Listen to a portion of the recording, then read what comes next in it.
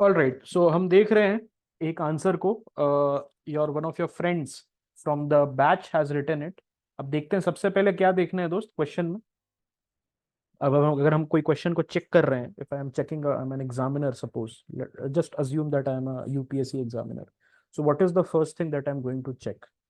The context. Okay, always remember, I am going to check the context कि क्या पूछा है। That is very important. Okay, क्या पूछा जो है that is much much more important compare to anything else. So यहां पर क्या बोल रहा है? Discuss the significance of lithium triangle in Latin America for India's energy security and electric vehicle policy. Analyze how India can leverage its diplomatic relation to secure a steady supply of lithium from this region. तो यहां पर क्या पूछ रहा है आपसे कि significance सबसे पहले पूछा है। The first part is that this candidate should have written the significance of lithium triangle in Latin America. Okay, for India's energy security. तो इंडिया के एनर्जी सिक्योरिटी के लिए, ओके, इंडिया के एनर्जी सिक्योरिटी के लिए और electric vehicle policy. Electric vehicle policy में क्या आ जाता है? फेम पॉलिसी सुना है आपने? अभी तो फेम 2 चल रहा है, उसको लॉन्च किया गया है कुछ साल पहले। तो FAME 2 policy that is related to your subsidy for electric vehicle. उसके साथ साथ प्रोडक्शन लिंक्ड इंसेंटिव स्कीम आपने सुना होगा। So all the schemes are running for India's electrical policy. तो इस कैंडिडेट को क्या लिखना था? सिग्निफिकेंस लिखना था लिथियम ट्रायंगल का। सबसे पहली इंपॉर्टेंट बात है कि ज्योग्राफिकल एक्यूरेसी होना पड़ेगा। आप लिथियम ट्रायंगल को कंफ्यूज नहीं कर सकते हैं गोल्डन ट्रायंगल से, या लिथियम ट्रायंगल अफ्रीका में है ऐसा नहीं बोल सकते। This is located where? This is located in South America. So it is important that the candidate should have written कि ये साउथ अमेरिका में है। अगर मैप बना लेता तो और अच्छा था। ठीक है, यहाँ पर एक मैप भी बना सकता था बेसिक सा, जहां पर अर्जेंटीना ऐसे दिखा सकता था, ब्राजील ऐसे है ऐसे करके, और यहाँ चिले है आपका, दिस इज योर अर्जेंटीना, और यहाँ बोलीविया है। And this area could have been shaded ऐसे करके पेन से। This is a very rough diagram, लेकिन दिखा सकते थे आप। ठीक है, कि ये एरिया है। It would have helped in your telling the examiner that आपको जो है पता है कि where is the lithium triangle located. Analyze how India can leverage its diplomatic relation to secure a steady supply of lithium. तो सबसे पहले लिखिए significance of the lithium triangle for India's energy security. So according to US Geological Survey, lithium triangle consists of more than 50% of the world's total lithium reserve. Now this is an introduction. मैंने क्या बताया था introduction में? Either use data, either use definition, or you can use a report, or you can write the context in which the question has been asked. This candidate, whosoever has written this, has very beautifully used data. So this is actually a very good start, excellent start. इन्होंने जो है एक relevant data use किया है। आपसे lithium पूछे, आप प्रधानमंत्री मातृ योजना का नहीं दे सकते, प्रधानमंत्री अन्नदाता आय संरक्षण का नहीं देंगे। आपको लिथियम का पूछा, लिथियम का डेटा देना है आपको। नहीं है तो कंटेक्स्ट लिख लीजिए, सिंपल है, as simple as that. Okay, तो ये चीज जो है आपके पास आपको समझनी पड़ेगी। तो एक्सीलेंट स्टार्ट। अब देखिए इसने क्या किया है, इसने जो है सब हेडिंग यूज किया है। तो एग्जामिनर को बोल रहा है दैट डियर एग्जामिनर, मैंने जो है अपना बॉडी स्टार्ट कर दिया। एग्जामिनर पढ़ लिया कि अच्छा, मुझे बता रहा है significance of lithium triangle for India. क्या ये आपको लाइव दिखा रहा हूं मैंने 3-4 बार क्लास में बोला है आप सब हेडिंग्स यूज कीजिए। क्या ये आपको ठीक लग रहा है? Is it increasing the presentation quotient of the question, of the answer rather? Absolutely it is doing so. Okay, so यहां पर जो है ये पहले चीज को एड्रेस कर रहा है। Lithium is a fundamental component of electrical vehicle battery for which India is dependent on other country. ठीक है, यहां पर आप ये भी लिख सकते थे कि इंडिया का 100% एक्सपोर्ट बाहर से आता है, but obviously this point is correct. Demand for lithium has been increasing due to energy transition.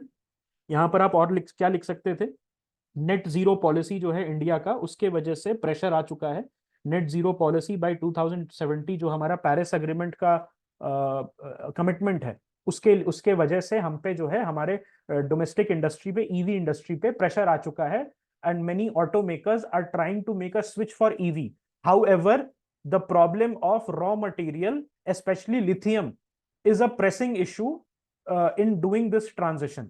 India imports 70 to 80% lithium from China, and so India is looking for alternative. So India, यहाँ पर आप लिख सकते थे that India is overtly dependent on China when it comes to lithium imports. But ठीक है, this point is right, simple point है, अच्छा point है, हार्ड हिटिंग पॉइंट है. अब देखिए दोबारा इसने यूज किया है एक सब हेडिंग, तो एग्जामिनर को पता चल रहा है now that the candidate has graduated to another context, मतलब जो सेकंड पार्ट है कॉन्टेक्स्ट का उसको कर रहा है. तो Latin America has not been a priority in India's foreign policy due to lack of deep strategic interest. Okay, so यहां पर आपसे क्या पूछ रहा है, analyse how India can leverage its diplomatic relations. India जो है अपना डिप्लोमेटिक रिलेशंस किस तरीके से लेवरेज कर सकता है. तो इस कैंडिडेट ने क्या किया, इस कैंडिडेट ने इनिशियली जो है एक पॉइंट लिखा है दैट हमारा जो है इंडिया का foreign policy has not been a priority. This is a very good point. Now trust me, when you will go to the coaching institutes, वहां पर आप पे इतना प्रेशर डालेंगे because they have a synopsis. यहां पर मैंने कोई सिनॉप्सिस तो आपको दिया नहीं है ना, and the examiner does not also have a synopsis. Examiner जो यूपीएससी में होता है उसका बेसिक, यूपीएससी का जो एग्जामिनर होता है वो बेसिक इनिशियली जो है बेसिक डिस्कशन चलता है, a framework for all the question is given. उसके बाद जो है each unique question, each unique answer is treated differently. तो वहां पर जो है ऐसा कुछ हार्ड एंड फास्ट नहीं. This is actually a good point because इसने बताया है कि हमारे लिए लैटिन अमेरिका अभी तक इंपॉर्टेंट नहीं था. ठीक है, so there is need for India to develop comprehensive mechanism for engaging with Latin America, not just bilaterally but through regional groups also like SICA, CELAC, etc. ठीक है, बढ़िया है. India needs to pursue free trade agreement to deepen the economic ties. It should update the perception for each other regions. Okay, so यहां पर जो है थोड़ा सा एक चीज मैं कहूंगा दैट आपको जो है you should have been focused. Okay, you should have been focused more on the metal import aspect. जो हम क्या कर रहे हैं, क्यों हम बात कर रहे हैं. You should have mentioned the खनिज विदेश लिमिटेड जो काबिल वाला अग्रीमेंट है उसको आप अगर करते, ठीक है, उसको अगर आप लिखते तो एक तरीके से करंट कॉन्टेक्स्ट जो है it would have been very good. थोड़ा सा जो है ये थर्ड और फोर्थ पॉइंट जो है स्ट्रे कर रहा है. Be as close to the context as possible. आपने बहुत अच्छा स्टार्ट किया है, यहां तक बहुत अच्छा लिखा है. India needs to pursue free trade agreement, इसमें बस ऐड कर देते so that its mineral objectives, its resource objectives are fulfilled. Okay, by focusing on mutual economic growth and aligning market requirements etc, not only holds promise for economic benefit but also for strategical geopolitical advancement. This is a fine conclusion. So agar jo hai, if I'm say if it is a 10 marker question, there is an introduction body conclusion. Contextual demand has been 95%, 90 to 95% satisfied. Okay, and there is a conclusion there is a body, subheadings use किया है, presentation भी ठीक है, writing is legible, writing पढ़ सकते हैं हम. तो what I'm going to do is that suppose I am a sane examiner. Okay, neither I'm giving too high nor I'm giving too low. So what I'm going to give is this question a 6 or a 5.5 out of 10, which is a very good score. अगर ये थोड़ा सा और काबिल के बारे में लिख लेते, अर्जेंटीना के साथ जो हुआ है, whatever has been going forward, तो हो सकता था दैट 5 to 5.5 अभी मिला है आपको, 5 to 5.5 के बीच में this answer deserves. You could have gotten may be 6.5 to 7. Okay, so this is a near perfect answer. I will say this answer is a near perfect answer. थोड़ा सा ऊपर नीचे का चीज है, but more or less this is a very good answer. And this answer if you would have written in the competitive environment, so this would have been an excellent answer because वहां पर on spot बनाना होता है आपको answer. ये तो चलो आपके पास 2-3 घंटे होते हैं, पढ़ के आप लिख सकते हो, तो वहां पर ऑन स्पॉट ये बहुत अच्छा आंसर है, एक्सीलेंट आंसर है. होम कंडीशंस में this is a very good answer. Okay, because मैंने आपको बताया किस किस चीज पे कॉन्टेक्चुअल डिमांड 95% सेटिस्फाइड है, उसके साथ साथ ये इंट्रोडक्शन बॉडी कंक्लूजन है, प्रेजेंटेशन अच्छा है, राइटिंग अच्छी है. एक चीज है कि इन्होंने जो है करंट कॉन्टेक्स्ट में काबिल वगैरह के बारे में नहीं लिखा, so that was a issue. But more और लेस यहां पर जो एरिया है, ये जो एरिया है दिस वन एरिया, यहां थोड़ा सा ढीला हो गया, बाकी बहुत बढ़िया, कंक्लूजन अच्छा, इंट्रोडक्शन बहुत सुंदर, और उसके साथ साथ ये जो बॉडी स्टार्ट किया है फर्स्ट पेज में, दैट इज फंटास्टिक। तो 5.5 नंबर जो है आपको आराम से मिल जाएगा, which is a excellent score by the way.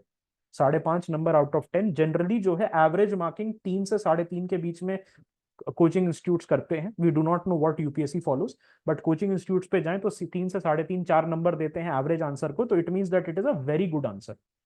Okay, 1 number और बढ़ सकता था, but this candidate is a very capable candidate. ठीक है, तो समझ में आया? Did you guys get it? I hope आप लोग भी ट्राई करेंगे आंसर लिखने का, और इसी तरीके से जो है हम लोग एक आंसर 2 आंसर रोज जो है हम लोग डिस्कस करते रहेंगे।